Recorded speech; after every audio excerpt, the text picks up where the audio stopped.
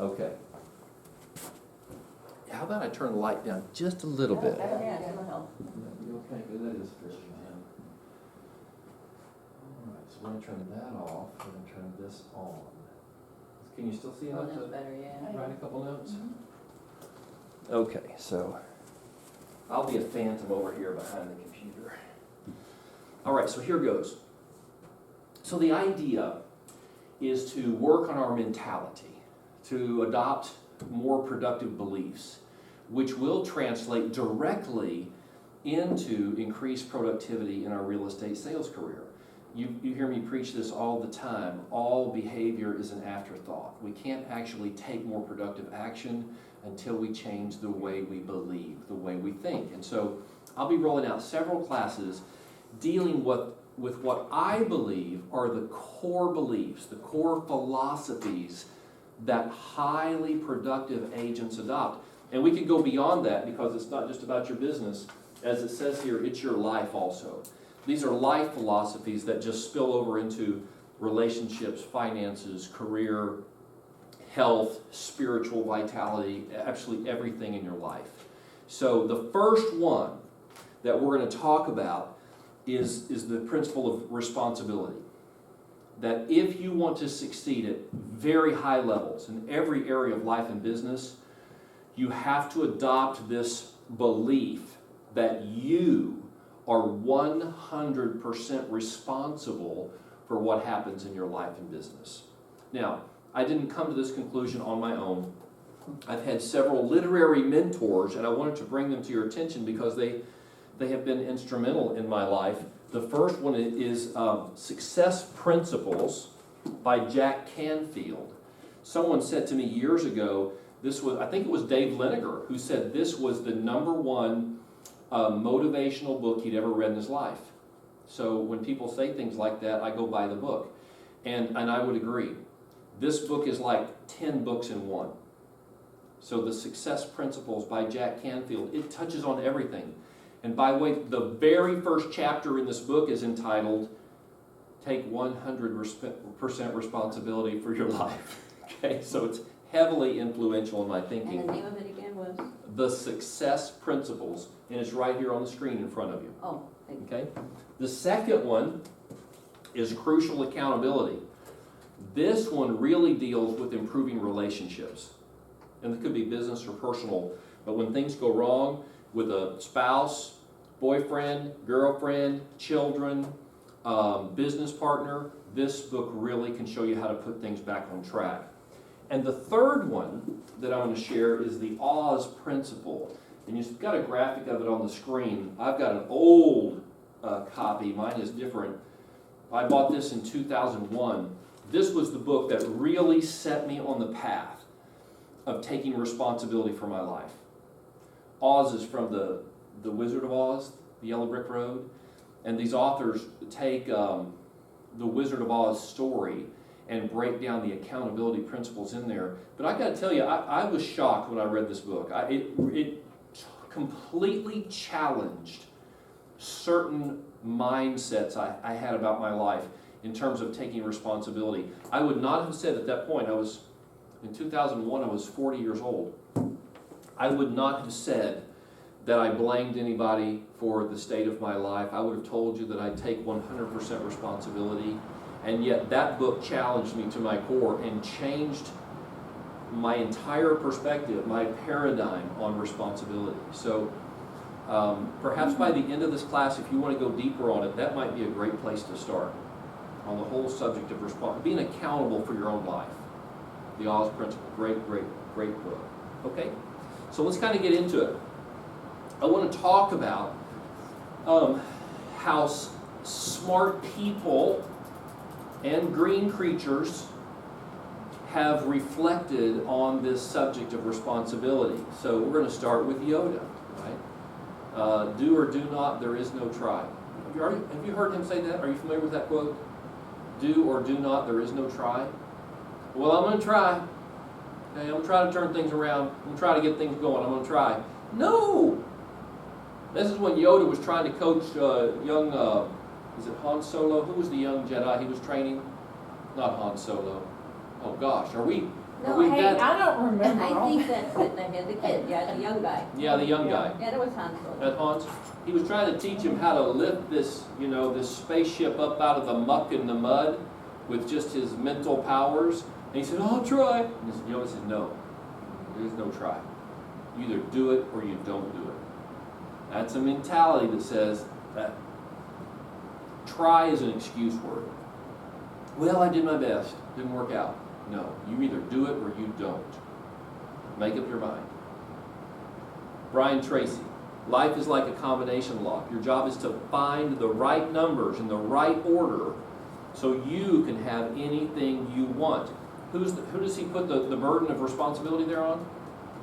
You got to figure it out. Nobody's going to figure it out for you. You have to figure it out. It's a combination lock. It's a process. You got to study. You got to work at it. But if you commit to that, then you can have anything you want. Thomas Edison. If we did all the things we're capable of doing, we would literally astound ourselves. And again, I've told this story many times. I was astounded when I entered the real estate industry and I went to the awards banquet and I saw the people walking across the stage. Not your typical Hollywood handsome stars and starlets. It was people of every shape and size and age and race. So clearly, it wasn't what's on the outside, it was what was on the inside. They had tapped into their potential. They didn't allow the world to dictate to them what their capabilities were, what their limitations were. And they just went after it, and they certainly astounded me. I suspect some of them astounded themselves. A few more quotes from Jim Rohn. And I just pulled this one out of my memory banks. He may not have said it exactly this way, but this is how I remembered it. There's no one coming over the hill to rescue you. Okay? Get that one down deep inside. Don't wait for that rich uncle to send you a check. Okay? Don't wait for somebody to die and make you rich. Don't wait for somebody to call you up on the phone out of the blue and say, "You know what? I want you to join my XYZ team and you're going to make, $400,000. No, don't. It's not going to happen. There's no one coming over the hill to rescue you. If you're going to be rescued, it's going to be because you take control, you take responsibility of your life. Another Jim Rohn. This is a quote. You must take personal responsibility. You cannot change the circumstances, the seasons, or the wind, but you can change yourself. You can adapt and overcome. You can change the way you respond to the circumstances, the seasons, or the wind. You change the set of the sail. The wind doesn't change, right? You change the set of the sail and you go in a different direction. And then finally, I got to throw a Bible quote in here. This one may not make sense until I explain it, but just stay with me. The word of the Lord came to me. What do you people mean by quoting this proverb about the land of Israel? The fathers eat sour grapes and the children's teeth are set on edge. What the people were saying is, we know our lives are a mess, but it's not our fault. It's our parents. They mess things up. Oh, I learned a secret. Here we go. How about that?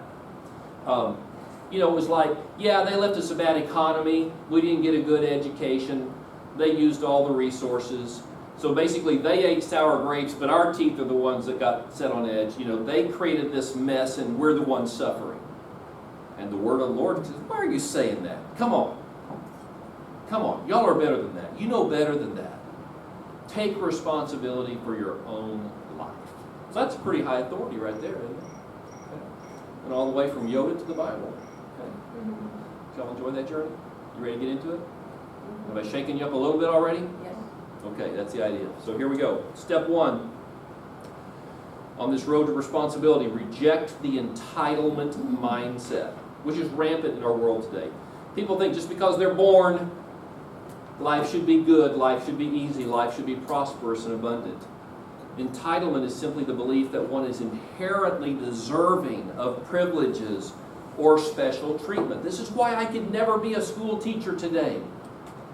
30 kids all think they're inherently deserving of special treatment. They're all the special one. They're all the favored child. Because they have been. They've been raised that way at home. Mommy and Daddy intervene every time they stub their toe. And anytime a bully pushes them around. Anytime a teacher says anything negative, Mom and Dad jumping on. I couldn't be a teacher. I'd strangle one of those kids. I'd be the rest of my life in prison. But that is the society that we live in today. Somebody needs to tell them what this guy's trying to tell us right here. If your therapist could tell you, if your therapist could, he'd tell you that you're a spoiled coward whose narcissistic behavior fuels your absurd sense of entitlement. That's a mouthful, isn't it? We have this in us whether we recognize it or not. It's really easy to recognize it in little kids and other people in society at large. The government is trying to create this whole atmosphere where we demand that Big Daddy take care of us, everything, every aspect of our lives. And so we are definitely going against the stream. We're very counterculture when we're rejecting this entitlement mindset. That no, I'm not entitled to anything special. I have certain rights as a human being, but those rights are like, a car that we have to get in and take somewhere. We have to drive it, we have to steer it, we have to turn that key, we got to press on the accelerator. Just because we've been given the opportunity doesn't mean that everything's just going to show up. Okay, so we have to reject an entitlement mindset. And here's how you can identify it in yourself. It shows up as resentment towards those who are more successful. And you'll have this little internal dialogue with yourself that goes, well, if I had her advantages, I would be successful too. If I had her looks, her money, her education, her connections, if my spouse was as supportive as hers, if I'd been working in real estate as long as she had, or if I'd been in this market as long as she had, well, then I would, of course, be as successful as her. Resentment of the advantages or the perceived privileges that you believe other people have. That's how entitlement shows up. It shows up as frustration that we have to work so hard. Why can't I ever get a break? All right, bing, bing, bing, we've had a revelation moment right on the front row. Why do I have to work so hard? Why does it come so easy to everyone else? Why does everyone else seem to be born with a silver spoon in the mouth and I got to scratch and scrape for everything I've got? That is revealing an entitlement mentality. When you perceive yourself as receiving less than your due when everybody else seems to be getting theirs. And then finally, blaming others for our lack of success. Well, if only my broker would blah, blah, blah. If only the government would blah, blah, blah. If only other agents would. If only the market would.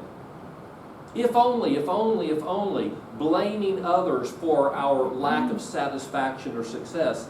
That is revealing an entitlement mentality. So let's get more personal now. Identifying this within ourselves, not just recognizing it in others. So just think deeply. You don't have to write your answers yet, but I want you to actually respond internally. When you see others more successful than you, how do you explain it?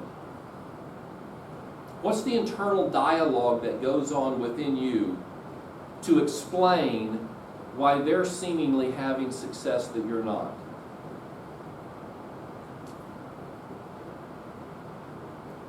When you're exhausted from hard work, putting in those 40-hour days, 60-hour weeks, 80-hour weeks, when you're exhausted from it, how do you feel about it? I have literally heard people say, I can't believe it, I had to work all day. Really? What did you think this day was for? Was this a play day? I just went from one thing to another, one meeting here and then another client, then I had to drop off the dry cleaning, then I had to go home and fix dinner, and then clean the dishes, take the laundry out. Really? What did you expect? What do you think a day is for? I mean, that's my mentality. What did you think that's for? When you're exhausted from a day's work, I mean working hard, going from one, how do you feel about it at the end?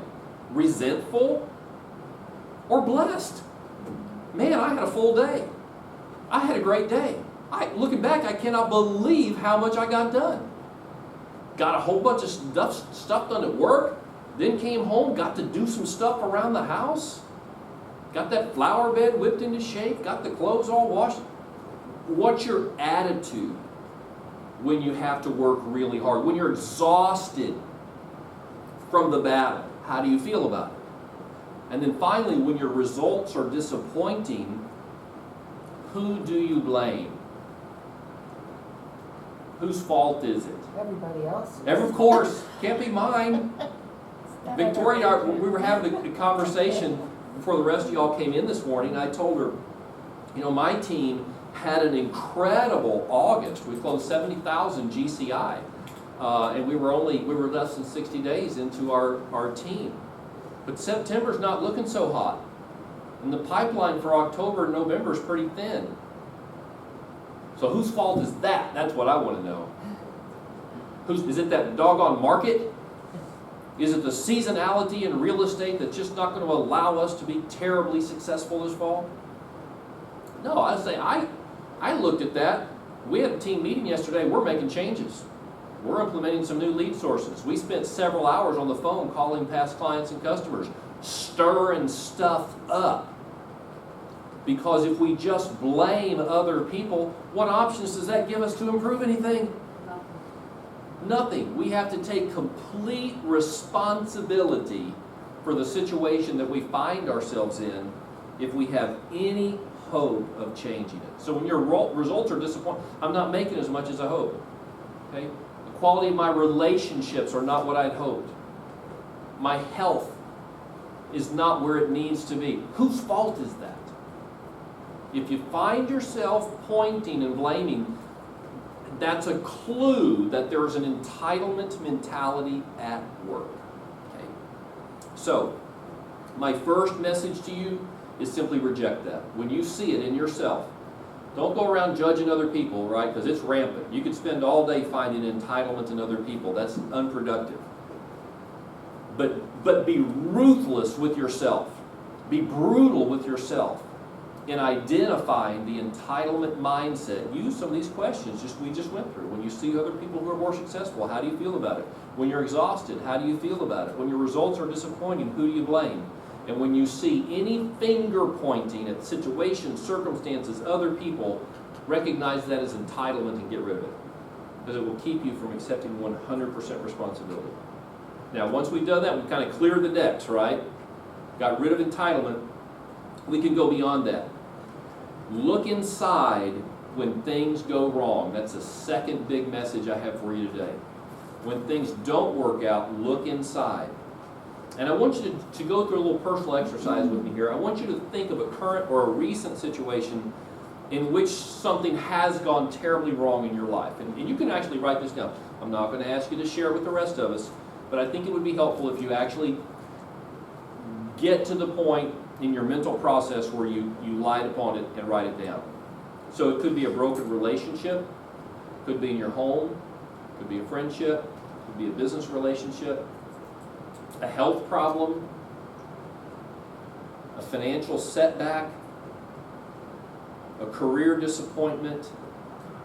It could be a car accident. I mean, something goes terribly wrong when there's a car accident, right? Something went wrong. It took me an hour and a half to get to the office this morning because there was a bad one on 59. Oh, yeah. There was a bad one. I saw that the pickup truck, the whole front of the pickup truck smashed right up to the windshield. Something went wrong, would you agree? Think of something in your life recently that has gone wrong. Write it down. This is just for illustration, but I want you to go through this process.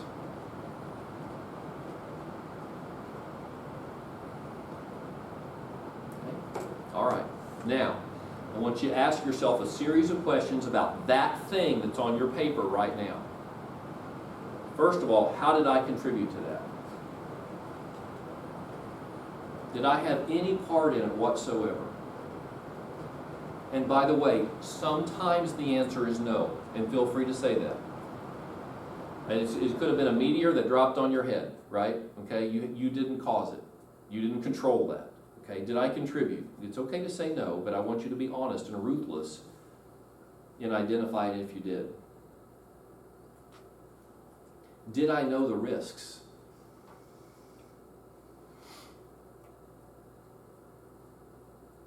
Okay, the guy in the red pickup truck with his nose smashed in this morning, who I suspect went to the hospital in one of those ambulances that were all over the highway. Did he cause the accident? He may not have, I don't know. Did he contribute to it in some way? I don't know. He might have been driving in his own lane at a safe speed and maintaining the proper distance, and something came out of left field. But did he know the risks? Do we know the risks whenever we get in our vehicle and get on the highway? Do we know that something bad, something catastrophic could happen? Do we know that? Yes. And we choose to get on the highway anyway, right? Okay. That's a step towards responsibility. We made a risk-reward analysis and decided to go for it. Whew. Let that one sink in. Was I completely honest? This is in a relationship situation. Was I completely honest about who I was, about who I am, about what I've done, about where I've been, about how I feel? Did my dishonesty somehow contribute to the situation I find myself in right now? Did I ignore wise counsel? Did other people tell me, don't go there? Don't do that. It's a mistake. He's crazy. That's a bad situation. That's not a good company. If you eat in that place, you'll get salmonella. Okay? Did I ignore wise counsel? I had dinner at a restaurant with my wife last night, date night, and my sister had said, we don't go there, it's overpriced. I said, we'll find out for ourselves. Guess what? It's overpriced. It was overpriced. I ignored wise counsel. Did I ignore the warning signs? And this is your internal spidey senses.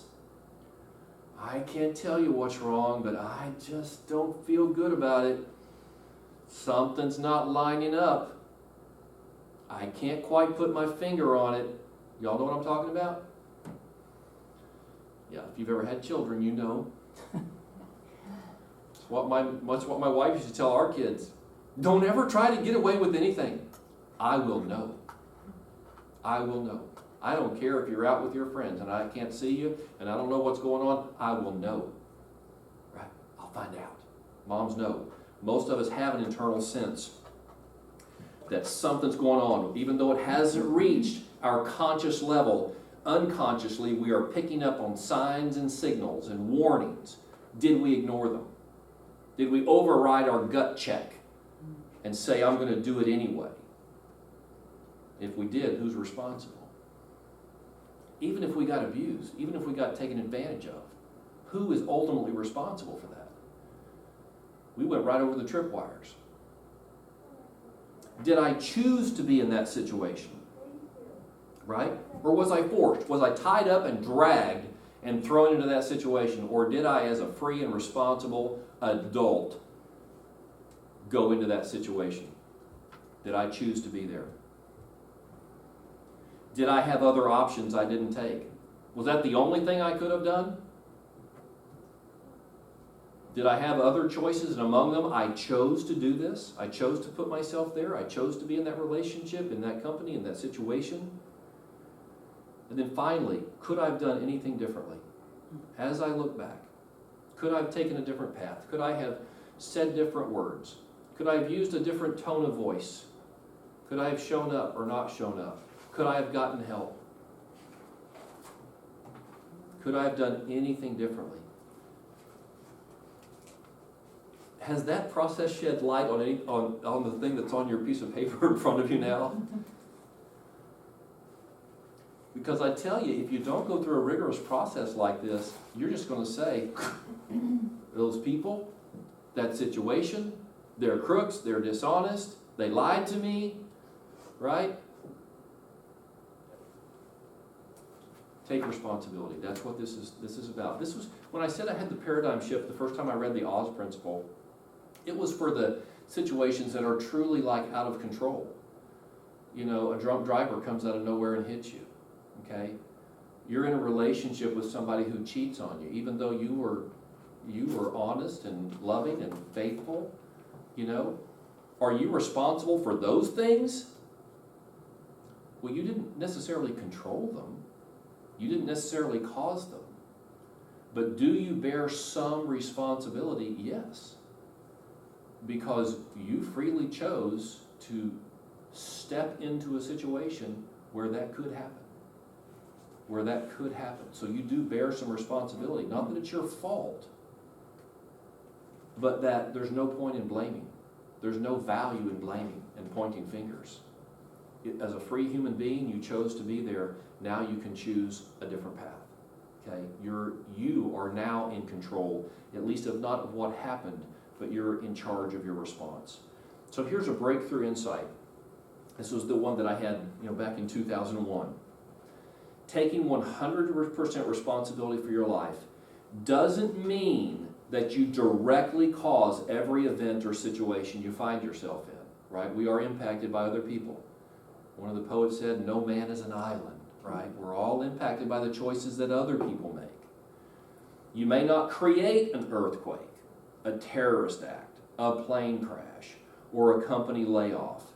You can't control a cheating spouse or influence the world economy or the real estate market or interest rates, right? And we're impacted by all these things, aren't we? The price of oil, we don't control that, do we?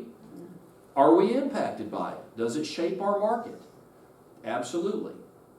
So taking responsibility doesn't mean that, well, oh gosh, I caused oil prices to go down.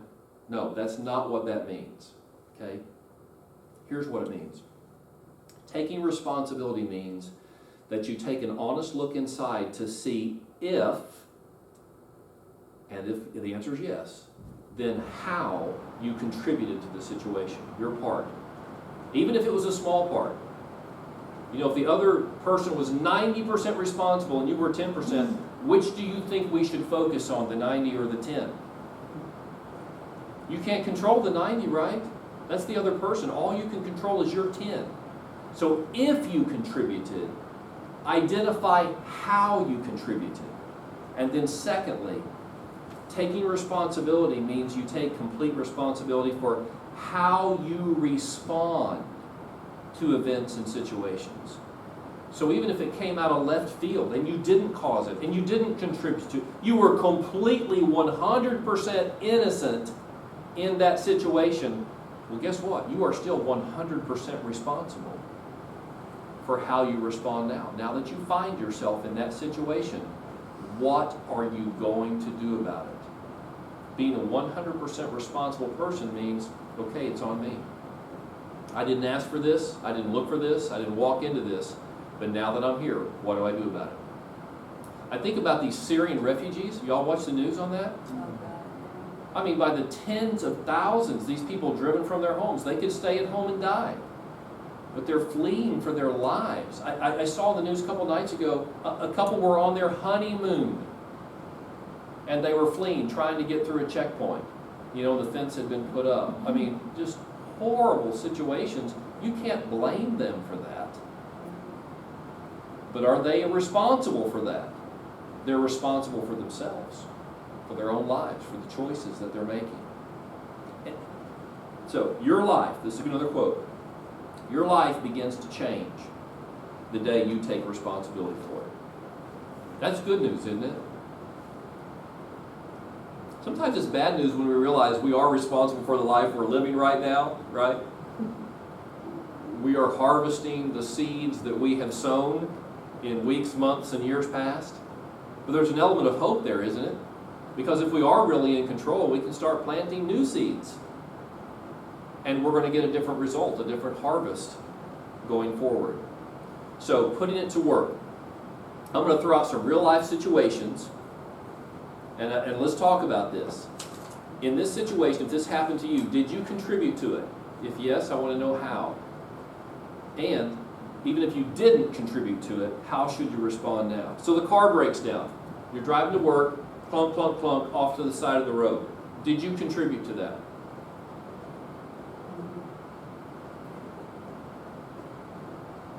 If I ignored the engine light. Oh yeah, that little thing that's been going off for weeks, right? That funny sound that's been coming from under the hood, and I'm like, I'm going to get that looked at. Did you contribute? Perhaps, right? Don't just curse the car, okay? Or your spouse who should have been taking care of that, right? You were aware of it, and you didn't do anything, okay? So yeah, perhaps. Given the fact that let's say the blinking light had been on, the engine light, car breaks down, you're on the side of the road, you identify, all right, I should have known, it's my fault, okay? How should you respond now? How would a responsible person respond now? Get it taken care of. Get it taken care of without doing what? Feeling sorry for yourself. Feeling sorry for yourself, blaming other people. Even if you ask other people to kind of help you take care, that's all right. Ultimately, you made the decision to get in that car, right? You could have called a cab if you were that concerned. You could have called a friend. You could have gotten a ride. All right, the dogs are out of control. You got 6 dogs in the house. They're all barking. They're tearing up the furniture. Oh, by the way, they're not feeling guilty about it. Tearing up the furniture and still expecting a belly rub. Okay? Did I contribute to that in some way? First of all, I bought the dog, right? Or I brought the dog home. I let the dog in my house, right? All 6 of them. I also, how else can I be responsible for that? I didn't put them in a kennel. I didn't take them to obedience school, right? When I am home with them, I walk in and then it's party time and they just go out of control and I whip them up even further into a frenzy. Okay? The dogs are out of control. I don't control dog behavior, but am I somewhat responsible? Yes. How about the kids won't clean their rooms? Now, you know you can't control kids, right? Are you as a parent somewhat responsible for that? Do you contribute when kids are disobedient or unruly? Well, I'm not seeing a lot of heads shake up and down on this one. Yes, we are responsible. Yes, as parents we are. That doesn't mean we can control them, right? Because sometimes kids, well, I don't know, do kids ever rebel against how they have been trained and brought up? Does that ever happen? Yeah, it does. But we are responsible for the environment that we create and the standards that we set. And ultimately, as parents, we took the risk, didn't we? Yeah. To have those doggone kids. Knowing that they are not mirror images of us. I'll tell you when I learned this. We brought my son home from the hospital, our first child. We named him after me. I'm Frank, my dad's Frank, my son is Frank. Gave him my whole name. I figured he was just a little me, right? The newborn me. And we put him down on the bed to change his diaper. He did not want his diaper changed. And he screamed and kicked and threw his arms. And it literally was an epiphany for me in that moment. He's his own person. He's got his own ideas about how things ought to happen. I don't know why I just thought he was just going to be just like me and want all the things that I want and love the things that I love. And I realized in that moment, oh my goodness, there's an independent human being laying here on this bed. What did I do? What did I do? Who have we brought into our house? Right? So maybe I was ignorant of how that thing goes, but I should have known, right? I should have found out, should have read a book, should have talked to a parent. Okay? Should have known. I made the choice to have a child. And that means I brought that risk into my life. Okay? So yeah, the kid won't clean the room. Am I somewhat responsible? Absolutely. My cousin used another agent to sell his house. How dare you? Right? That doggone cousin. You can't trust cousins. You know that, right? Who is responsible for that situation? Right? Yeah, I didn't stay in touch. I didn't let them know I'd like to work with my cousin. I didn't send him a postcard every month. I didn't establish myself as a credible option. I had some inkling that he was going through a job change that might trigger a move, but I didn't call him up and ask if I could help. Right? Because everybody knows 10 agents. Right? Just about everybody's got 3 of them who are relatives. Who are they going to do business with? The one they trust and the one who's in touch with them. The one who's asking for the business and earning the business. I'm responsible. Okay, here, I'm going to push you on this one. The doctor just told me I have cancer. Did I contribute to that? Maybe. If I smoke 2 packs a day, I mean, that's pretty easy. But what if I didn't? What if I have a completely fit and healthy lifestyle and get my checkups all at the right time? Did I contribute?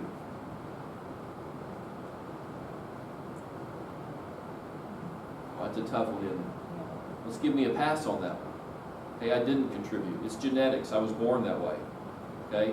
There's a family proclivity towards this type of cancer in my family. But am I responsible? Doctor just gave me a diagnosis. Am I now responsible? Absolutely. Because we're taking 100% responsibility means even if I didn't cause it, I am completely responsible for how I respond to the situation I find myself in. So yeah, now it's up to me. There's no more blaming. I can't blame my parents, even if it's genetic, because, right, they didn't ask for their genes either.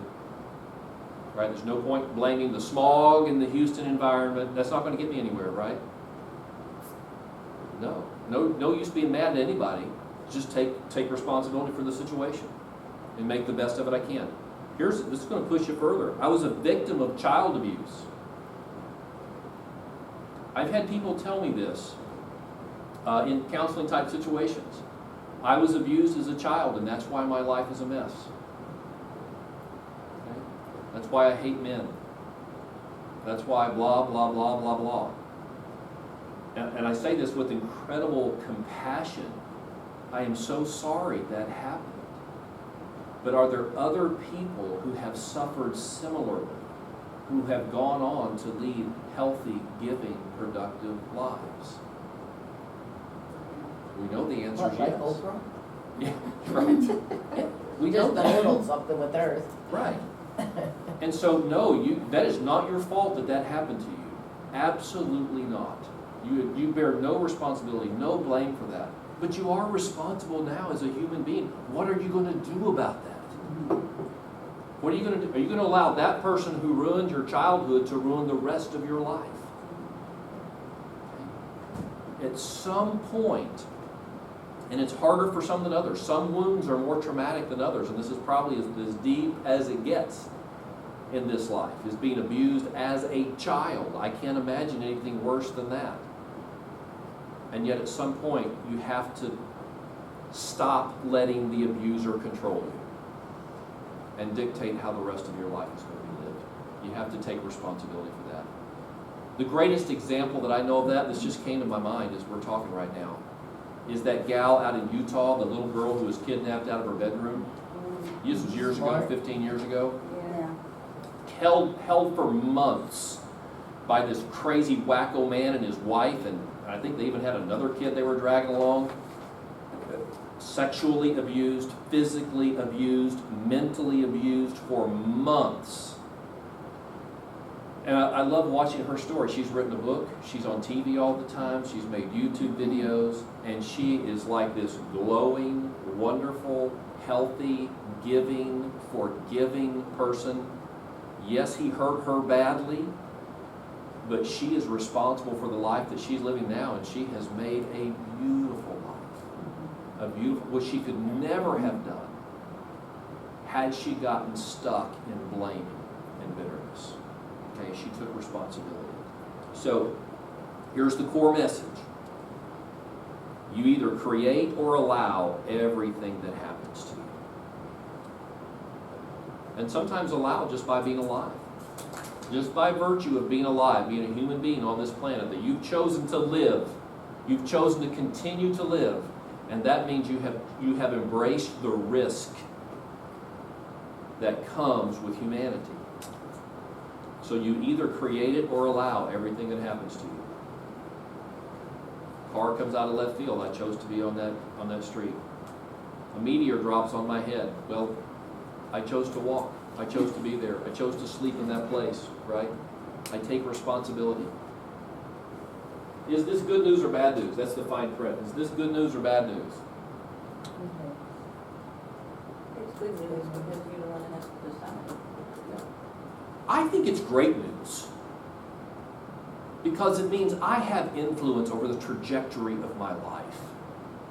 I am not a victim. I'm not just a pawn on the earth stage, with everybody else moving the pieces. I have the ability to influence the quality of the life that I have and the influence that I have on other people.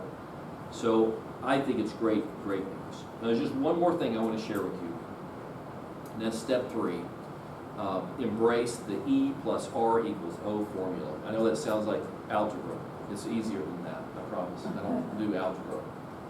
It just means that E is events, R is response, O is outcome. So the events that happen in our life, we don't necessarily cause, control, or create, but we are completely in control of our response to them. So stuff happens to us. How we choose to respond to that determines or equals the outcome. The problem in our society today is that most people follow an E equals O philosophy. Well, stuff happens to me, therefore I am. They forget the R. They forget that they have the ability to choose their response. So they'll say things like, well, I don't have money, that's why my life is the way it is. I didn't get a good education, that's why I'll never get a good job. Okay? E equals O. This event in my past has determined this outcome in my life. I don't speak good English, that's why nobody will do business with me. Everybody discriminates against me. I was born with a disability. That's why I can't be happy. That's why I can't get a job. That's why I can't get married. I got to say this is a live issue in my life right now. My daughter has a disability. She has this condition called Williams syndrome. It causes severe hardships in her life. IQ of about 69 or 70. She's 20 years old. She's had open heart surgery. She's been in special ed programs her whole life. Struggled with relationships. Adults love her because she's articulate and witty and funny and beautiful, but kids her own age don't get her. So she's struggled her whole life to have any friends at all and has never had a boyfriend. And my daughter is completely 100% healthy in the sense of she's boy crazy. Okay? Has been for years. Wants so desperately to have a boyfriend, to have her Cinderella moment, to be in love, to get married, talks about it, daydreams about it incessantly. Say yes to the dress runs 24 hours in my house. Okay? Always watching bridal programs, and she's never even had a boyfriend. Okay? Until about 6 weeks ago. And this little boy she went to school with for the last 2 years called her this summer. And oh my goodness, things have sped up. And he has told her that he's going to give her a promise ring for Christmas. And we have fallen in love with his family. And we're just kind of all enraptured by this whole situation. I went in to wake Abby up this morning. I went to give her a kiss before I left. And I said, Abby, how you doing? She said, oh, not good. I said, what's wrong? She said, I didn't sleep at all last night. And I said, why? And she said, just dreaming. Big smile on her face. She's just glowing, with this new relationship. So, anyways, yeah, does she have the cards stacked against her? Absolutely. But she's a beautiful, wonderful, loving, giving person. And guess what? A good door has opened up to her. An incredible situation has opened up. And she couldn't control that. She could only control who she is or what she does. But that has made her attractive. And a wonderful situation has presented itself. I'm a single mom. And that's why I don't have time to do this, that, and the other thing, or whatever it is. Okay? Interestingly, the 2 agents on my team right now are both single moms. You know what? They're motivated. They could use that as an excuse. They have used it for fuel. And they're getting after it. So embrace the E plus R equals O formula. Yes, bad stuff happens to me. Stuff outside my control happens to me. But that doesn't control the outcome. I'm in charge of how I respond to that. It's my attitude that I bring to it. Wow, that came out of left field. I wasn't expecting that one. All right, what are we going to do about it? And that's an overcomer's attitude right there. Okay, gosh, that mountain's higher than I expected. We're going to have to double down and put in more hours. We're going to have to work harder. We're going to have to find some mentors. We're going to have to get some help. Okay, as opposed to, I'm just giving up. It's too hard. I can't do it. Okay, the R is a beautiful thing in your life. Your response added to that event is what determines the outcome. So let me just give you some examples of that. And you all know the answers, because these are easy ones. The event, boll weevils. We're going back to 8th grade history class now. The response, boll weevils, wiping out the cotton crop in the South, the entire economy of the South collapsing. One scientist decides to do peanut research, because boll weevils don't bother peanuts, and he saves the South. Who am I talking about? Y'all don't know this story? Jimmy Carter? Jimmy Carter, you said? That's funny. It's funny. George Washington Carver. Don't you know that story? A black scientist in the South. And he goes to work and discovers hundreds and hundreds of uses for peanuts. I mean, you can eat them, you can boil them, you can make paint out of them, you can make glue out of them, you can make fabric out of them. I mean, and so the South goes away from cotton towards peanuts, and it literally saves the economy. You got to read about George Washington Carver, one of the most amazing human beings who's ever lived. But rather than just give up and roll over and say, who can control the boll weevils, right? He instead chose a different R, a different response, and literally saved the South. And it's just ironic that he was a black scientist back in the 1800s, early 1900s. Crazy, wonderful story. This guy failed in business multiple times. He ran for the Senate and failed twice, ran for Congress, not elected to any of that stuff. Oh, finally he ran for president. Abe Lincoln.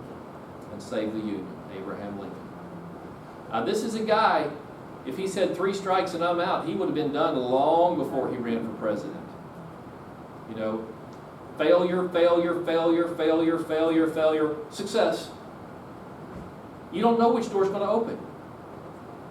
You got to keep swinging. You got to keep trying. You got to stay in the game. If you get sidelined, then you have no opportunity. There's no chance. He didn't take that. Here's another one of my favorite stories. NFL reject. Nobody would even give him a chance. Took a job stocking groceries at the Hy-Vee to pay his bills, and played football on the side in the Arena League. Went to Europe, messed around in football leagues over there. Finally, one team, y'all holler out, you know the answer. One team, the St. Louis Rams, gave him a shot. Years later, when he was like 26, 27 years old, when most quarterbacks are washed up, he was just starting. Got the second position on the team, number 2 quarterback. Second game of the season, number 1 goes down. I'm talking about the St. Louis Rams. Never had a winning season in their history. And he led them to the Super Bowl. Won the Super Bowl. Took them back again the second year. Oh my goodness. This is not ancient history. This is recent history. Curious. Who was it? Then he got cut. The Giants hired him. Oh, they also hired a rookie quarterback named Eli Manning. And they said, we're going to go with the future, not the past. And they cut him. The Arizona Cardinals picked him up. He's a has-been now, right? Oh, he had his moment in the sun, but he's done. Went out to the Arizona Cardinals, never had a winning season in their life. Who ever heard of the Arizona Cardinals anyway? He was the number 2 quarterback. The number 1 went down. This quarterback asked his coach to trust him and give him a chance. And he took the Arizona Cardinals to the Super Bowl. Has nobody ever heard of Kurt Warner? No. We're not football fans. Dancing with the Stars? Am I talking your language now? No. I still wouldn't have known who it was. Now you put a bunch of men in this room, they'll probably know. Two-time NFL MVP. One of only 4 or 5 players in all of history to have done that. One of my favorite people on the planet. An incredibly nice guy. Watch the NFL this fall. He's one of the commentators on the ESPN Sports Network. Kurt Warner. Go look him up, please. George Washington Carver and Kurt Warner. Incredible. Incredible stories. Gosh, I got to learn who I'm dealing with in these classes. All right, I know you know this one. This gal was delayed on a train in England. Imagine how frustrating that was. Commuting, not in a car, but on a train, sitting there, nothing to do. She just starts letting her imagination go and starts imagining this incredible world with spectacular creatures, starts writing a book. And now has the most successful book series, the highest book sales in the history of the world, and the second highest grossing film series of all time. When she got this idea, was delayed on the train, she was on welfare, single mother. Now she is the 9th richest woman in England, and has been called the most influential woman in that nation. Who am I talking about? Sorry, my tongue, I know her. Come on, this is the gimme. At least I know. I'm just kidding. We know who you're talking about. But J.K. Rowling. Oh, J.K. yeah. Rowling, Yeah, Rowling. right? She used initials because she thought little boys wouldn't read a book written by a woman. That was smart. Yeah, right. She took responsibility for that. She thought through it, took responsibility, set her up for success, herself up for success. All of these people, the point is, if it was just E equals O, we would, I'd say we never heard of them. You still never heard of them. You should hear about these people. I've heard of them, okay? They all have been extremely influential because they took control of their R, right? And Kurt Warner, whom y'all never heard of, he could have given up football and just stocked groceries the rest of his life. But he kept hanging in there. He kept playing for no-name football teams and no-name football leagues to keep up his skills, sharpen his skills until he finally got his chance. Okay? So I want you to get personal again. So take your paper out, and I want you to write something down. I want you to choose one area of your life now that most needs improvement. And this could be your health, it could be a relationship with a friend or family member, it could be your real estate sales career, it could be something else. We're starting with the end in mind, so we're going straight to the O, right to the outcome. So choose one area of your life that needs a better outcome, that needs improvement. Okay? Write that down. Okay? Now describe in your own words your desired outcome for that area. I just threw out some examples. If it's your health, maybe I need to lose weight and start exercising. Okay, just write that down. If it's a relationship, maybe you want to say, well, I want more excitement in my marriage. Or if it's your career, I want to double my sales in the next 12 months. These are just examples, but just write something short and sweet like that that is your desired outcome in that area.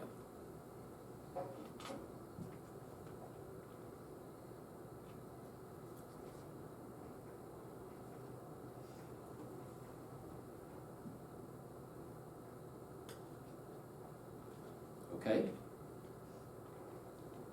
Now, the dreaded E. In your own words, describe the situation as it currently is. Okay? Okay, this would be mine. I'm 30 pounds overweight, no energy. My parents and siblings are all overweight and have chronic health problems, so it runs in the family. Okay, it's my event, right? That's my situation, that's my circumstance. Or it could be, if it's a relationship in our marriage, we love each other, but the spark has been gone for years. That's the situation I'm in. Or I've tried everything to grow my business, nothing's worked, and I don't have any money to buy leads or invest in new strategies. That's my circumstance. Okay? So be brutally honest. As you've described your O, now describe your E.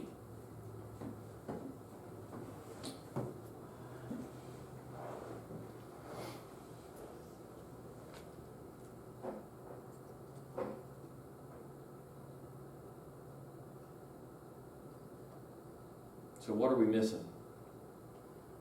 What haven't we done with our formula? We got our O, we got our desired outcome, we have our current circumstance. What's in the middle? Response. Yeah, what's the bridge between the E and the O? And that's the R. Now before you go to what you should do, I want you to be brutally honest for a moment and describe in your own words what you would typically do. Okay? An unhealthy, unproductive response to your current E. And it could be, for example, in relationship to my health example, well, yo-yo dieting, but nothing seems to work. I've tried everything. You know, I've done the Slim Fast, I've done the Scarsdale, I've done the low carb, I've done the high fat, I've done the paleo, but nothing works. I hate exercise and I love Bluebell. Okay? That would be my typical scenario. I'm going to drown my sorrow in a bowl of ice cream every night. Okay? Or, in regards to a relationship, well, we went to a marriage retreat and it was good for a few days, but it just didn't last. Or in relationship to business.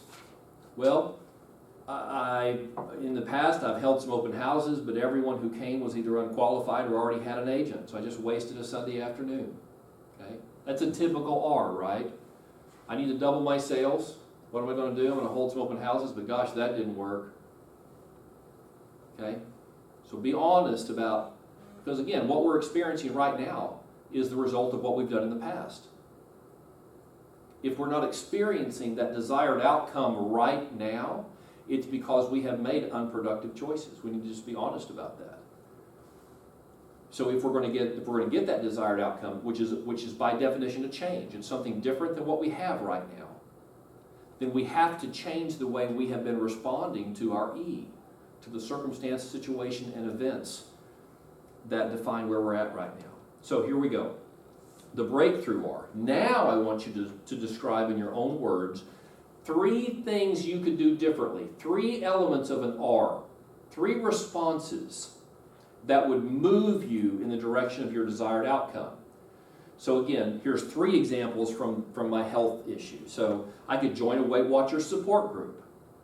I could clean out all the unhealthy food in the pantry, refrigerator, and freezer, and I could get up 15 minutes earlier each morning and go for a walk. Okay, those are just 3 things I could do if what I'm trying to deal with is an overweight issue. So let's do it again for a relationship. Let's say that marriage is the issue. Well, I can make a list of all my spouse's positive traits, right? Because I can't think of any right now, right? He aggravates me. She aggravates me, right? No, I could clear my mind and sit down and remember what used to attract me to this person. 2, I could focus on expressing appreciation to my spouse for one of those traits every day, even if it's long been buried, right? Even if I don't see it anymore. I could mention that I admire that about this person. You're patient, you're kind, you're clean, you're organized, you take the trash out, whatever it is.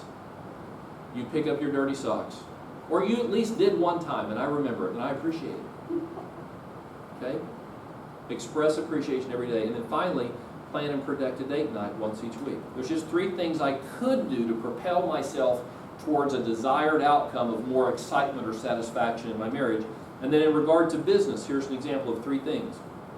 I could find a mentor agent who's producing at the level that I would like to be at. Right? Success leaves tracks. Let's follow those tracks. Working with my mentor, I could put together a business plan to get where I want to go. So I'm at this level, I want to go to this level. You who are already at that level, could you help me put together a plan to get there? And then finally, I can meet with my mentor weekly to monitor progress and make adjustments as necessary. Because the best laid plans of mice and men must be changed and updated constantly. I've learned that with my business plan. I'm changing my business plan again right now. This week, I'm changing my business plan to exploit new lead sources and drop off unproductive ones. Okay? So I want you to do that in your own words. Write down 3 things you can do to propel you towards your desired outcome. 3 things you're not doing now. Because if we want a different outcome, we have to have a different response. 3 new things.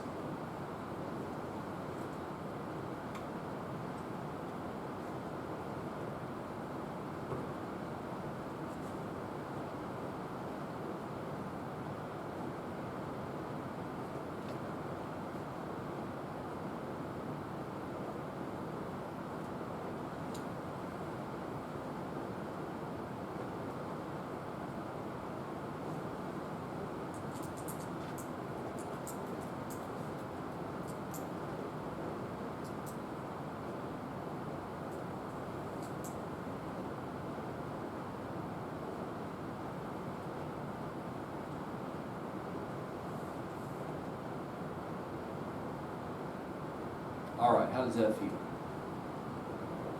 Do you feel a little bit more empowered? Have some direction? Is what you wrote down a change for you? Is it going to require you to step out of your comfort zone and do something differently? The answer should be yes, right? Because if it's the same thing, you're going to get the same result.